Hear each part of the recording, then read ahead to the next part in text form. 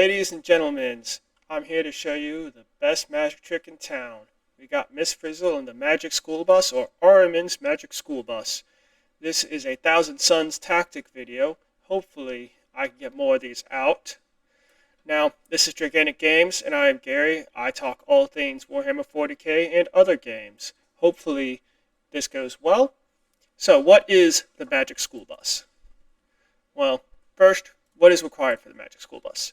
You are going to need a Chaos Rhino, 2 or 1 unit of Rubric Marines, either 2x5 or 1x10, each one led by a character. Now, why the Chaos Rhino?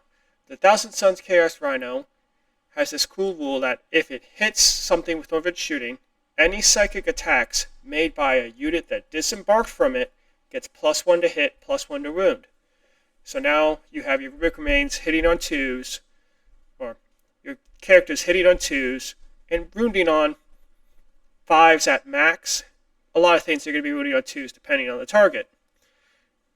So, which detachments are we going to be using for this? We're going to be using either Grand Coven or Rubricate Phalanx. This will work at all detachments. These ones are the detachments that have more support for it. Grand Coven, we can pick for Devastating Wounds for the army, which will affect the units when they get out of the Rhino. That means your Infernal Masters or your Sorcerers have Devastating Wounds already. Now, if you're doing an Exalted Sorcerer on foot, he doesn't benefit because he's getting the +1 to wound already from the Rhino, and he already has Devastating Wounds in his weapon. You could go with the more range then.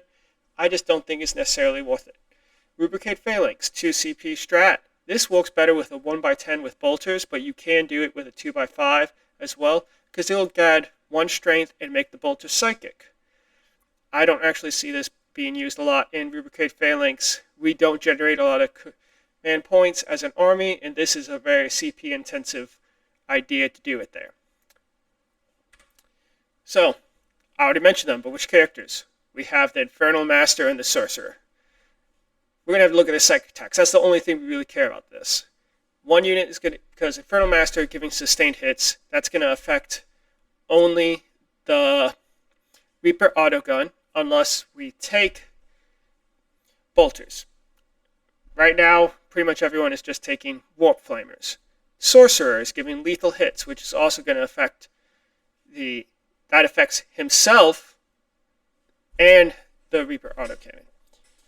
So, Infernal Master, 2d6 attacks, is going to average out to 7 attacks, Strength 6, AP 2, Damage 1 Torrent.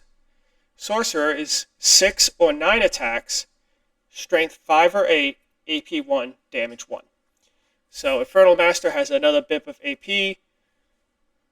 We're not too worried about AP in Thousand Suns because of rituals. With the current changes, that gets a little more questionable. And he has sustained hits 3. So the Sorcerer sustained hits 3 with lethal hits. So every time you get a lethal hit, you get 3 more. And his ability for what I'm calling the Super Saiyan mode, +3 attacks, +3 strengths for psychic weapons, could change this math dramatically. Now, how the math works. This is a big one. I'm going to adjust my camera so you can see the full chart. Alright, so I'm comparing the Infernal Master and the Sorcerer. So, on average, 7 hits with 2d6 attacks each time, because you're always going to be doing the focused rich fire. On the left-hand column, you see common toughnesses it'll go through. Toughness 3, 4, 5, 6, 9, 11, 12. I did not include the saves here. We're really looking at how many times it's going to wound and the devastating wounds, because we can adjust our AP in so many different ways and cover. I just don't think it's worth it to go into the saves. You can look at the AP and figure out, oh, they have a 3-up armor save in cover, therefore my AP2 is now AP1. They're going to save on 4s, save half of them, or Sorcerer, they're going to save 2/3 of these. Okay. I want to look at the devastating and just how many times we're wounding in general. So, toughness 3, your guardsmen, your Tyrannid bug equivalents, your horde armies. Each one, 7 hits. Now, one of those for the Sorcerer is lethal, which is giving us the other 3. Because 6 attacks One will miss, so that's 5 hits, but one of those is lethal, giving us 3 more. If he goes Super Saiyan, that's why he has the slash there. He'll get 10 hits, 2 of them are lethals.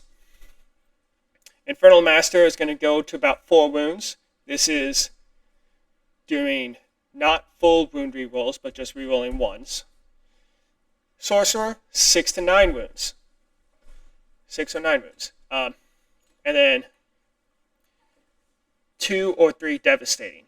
This, if you look at it, the Infernal Master is almost always getting 3 devastating because he gets 2 and then he flips 1 to a 6. That's how I was doing the math for this.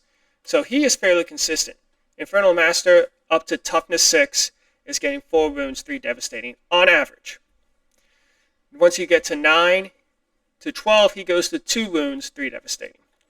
Now if we look at the Sorcerer, and this is with reroll hits of 1. I believe I added that in here. Nope, I did not add that in here, so no reroll hits. Toughness 3 and 4 are the same. Toughness 5 and 6 on the low end, so if he's not using his once per game ability, he starts going down from 5, 6, 9, 11, and 12. 11 and 12 are the same. But if you notice, he's wounding more when he does the Super Saiyan by almost double each time. And he's still getting the 3 devastating each time. Now you can always spike high. Personally, I think the Sorcerers are better than Infernal Masters at this point. Infernal Masters have a place, their Overwatch threat is greater, but for this particular strategy, I think the Sorcerer works better. Because he has the sustained hits, he's getting the +1 to wound, he's getting the reroll wounds from being with rubrics, as well as the +1 to hit. So you're hitting more. It's fairly easy to get the reroll 1, so effectively, I can honestly change this and say you don't miss, because 9 shots, hitting on 2s, every 6 dice you're going to drop 1, so you drop 1.5, reroll those 1.5, those are more than likely hits. You're going to get 1.5 instances of lethal sustain, so 2 lethals, which are going to give you 6 more sustained hits. Those 6 more sustained hits added to the already 9 attacks, all of a sudden that's 15 hits. But I had to do this based off math and averages and with more limited bonuses. Because the Infernal Master, he can always just change one of his wound rolls to a 6. Save to a 6. He has his tricks too.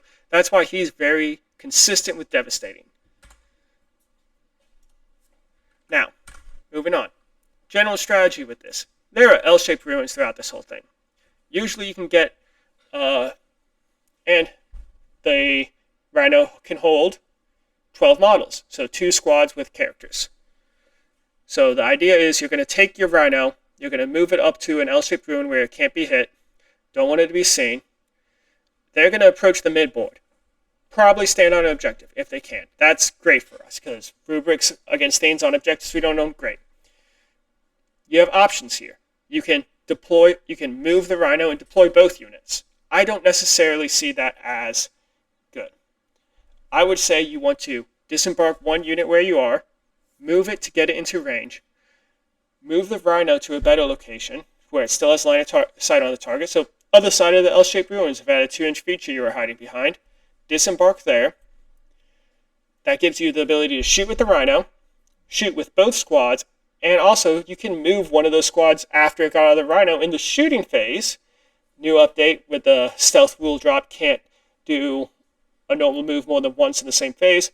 Turns out our ritual's in the shooting phase, so we can get a D6 or 6-inch movement so that those other rubrics can go hide or be in a better location. And just, if you just want the sorcerer to be able to see and shoot that unit, you can put the other 5 on the other side of the wall. Boom, now you have those 5 after the Rhino moved another 6 inches. They're in a better position to threaten for the rest of the game. Now, picking your targets. You don't necessarily want to do this on turn 2 or turn 1. Generally, you're going to stage on turn 1, but if you can't get to a good staging point, start moving towards it.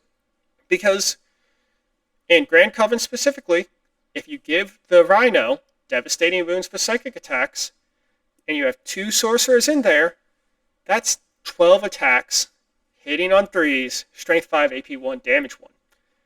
Or some of those might be strength 6, AP 1, damage 2 if you take the Vortex of Etap.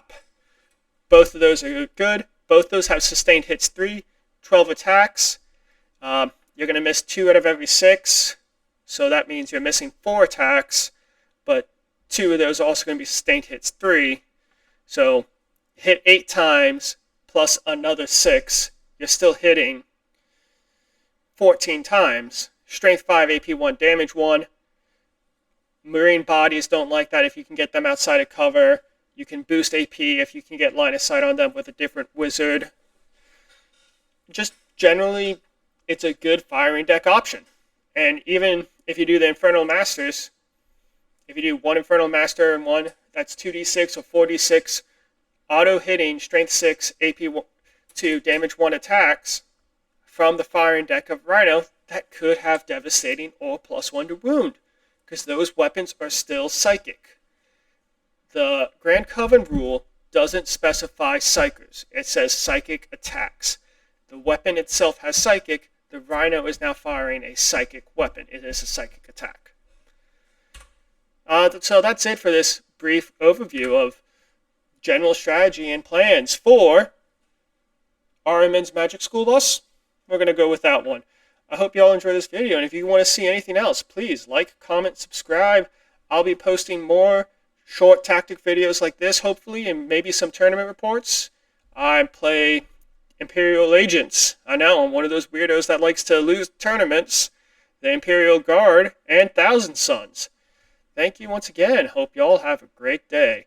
And remember, keep playing.